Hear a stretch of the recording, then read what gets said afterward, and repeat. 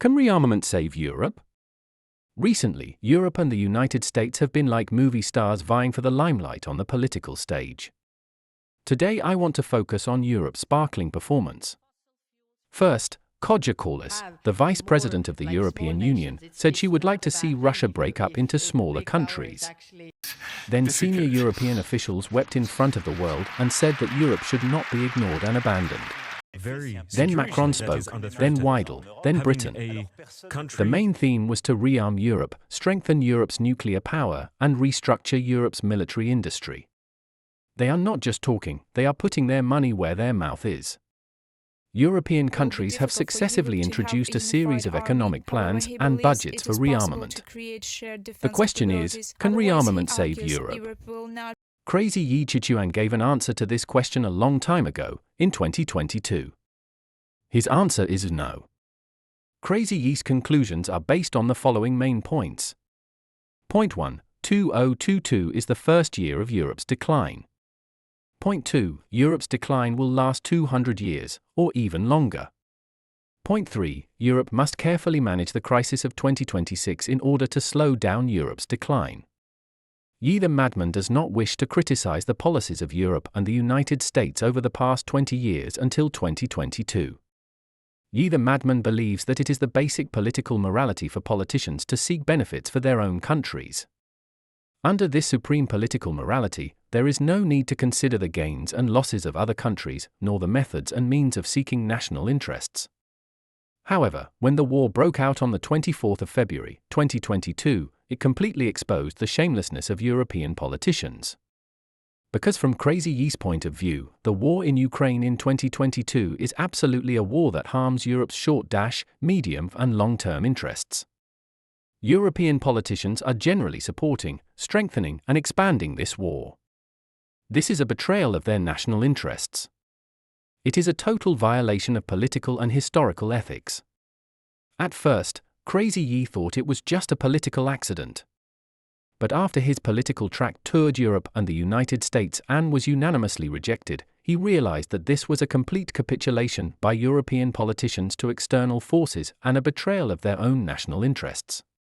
This led Crazy Yi Qiquan to clearly define 2022 as the first year of Europe's decline.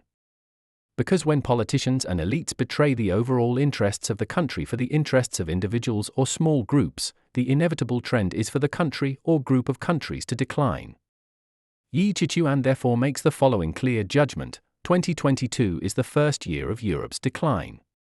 Starting with its support for the war in Ukraine, Europe has embarked on an irreversible path of decline. All politicians and professionals who support the war in Ukraine are politically and historically guilty of accelerating Europe's decline. Second cornerstone, Europe will enter a long-term process of decline. Maybe 200 years, maybe longer. There are three main philosophical reasons for this. The first reason is that the European Empire is not the norm of historical development, but an exception. According to Yi Qiquan's theory of the empire breeding belt, the European Empire is an exceptional case of empire formation, not a normal phenomenon. Its emergence and maintenance must be transient and temporary.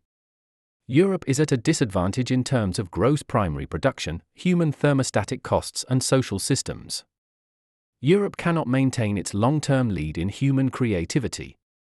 This means that when Europe tries to regain its position at the top of world power, it must expect other empires in the empire breeding belt to enter a period of decline at the same time. This waiting period will last at least 200 years or even longer. The second reason is the flaw in Europe's philosophical logic. This philosophical flaw in Europe is not only the root cause of Europe's problems, but also the root cause of the world's continuing wars and chaos for nearly 400 years.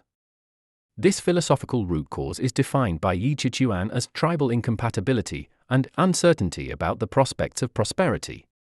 These two deficiencies are closely related and have promoted Europe's offensive war philosophy, the plundering, suppression, weakening and destruction of human subgroups, small groupism and individualism, disregard for the role of reproduction in the overall competitiveness of the group, and a disbelief in large groupism and denial of the positive role of collectivism in overall competitiveness. The third philosophical reason is that Europe does not have a cult of collectivism and altruism. This deficiency stems from the second deficiency mentioned above. It is mentioned specifically because it can be expressed in a down-to-earth way. And it becomes a direct entry point for solving Europe's problems. From ancient Greek mythology to Shakespeare's plays to modern film and television, Europe's heroes have always been individualistic heroes. The cult of individual heroism is expressed, for example, in works such as the Iliad, the Odyssey, Macbeth, and the Lion Heart. In contrast, the most famous heroes in China are all collectivist heroes. For example, Diyu, Libing, and his son are heroes in Chinese history for their efforts to control floods. Qin Shi Huang, Emperor Wu of the Han Dynasty, Emperor Taizong of the Tang Dynasty, and Mao Zedong are heroes for unifying the country. Tan Sitong, Lin Zexu, and Zhao Yiman are heroes for sacrificing themselves for the common good. Heroes like Song Yu, Shi Hu, and Liu Biyu, who are revered in a similar way to individual heroes in Europe, are often not considered true Chinese heroes. The same catastrophic event can become a unifying force for the people of a country if it happens in China, but it can also become a cause of division if it happens in Europe. There are many examples of this. It all depends on whether collectivism is worshipped or not. The third cornerstone is that Europe faces the crisis of 2026. The reality in Europe is that the United States, Russia, and China have collectively abandoned Europe politically. Fortunately, China has not yet officially joined the ranks of those fighting against Europe.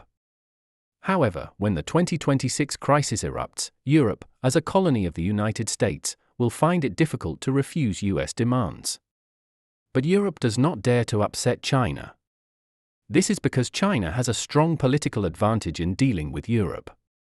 If Europe succumbs to US pressure during the 2026 crisis, China will inevitably strike at Europe's foundations, causing Europe to fall even faster and perhaps even collapse quickly. Where does that leave Europe?